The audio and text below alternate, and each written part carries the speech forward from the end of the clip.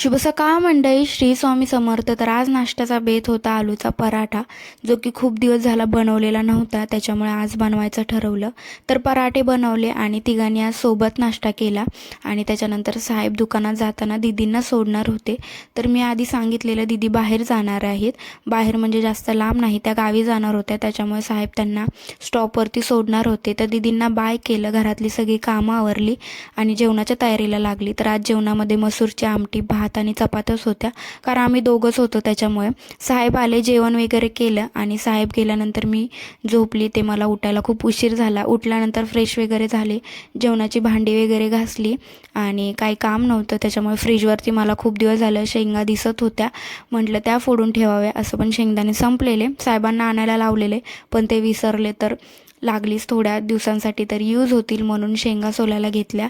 आणि एवढे शेंगदाणे सोलून झाल्यानंतर साहेबांनी येताना शेंगदाणे घेऊन आले, म्हणजे एवढी घेतलेली मेहनत वाया गेली असं म्हणता येणार नाही. नंतर ते शेंगदाणे साफ केले आणि साफ केल्यानंतर भाजायला ठेवले आणि त्याचं कूट बनवून ठेवलं. सो आजच्यापुरतं एवढंच, भेटू नंतर, बाय.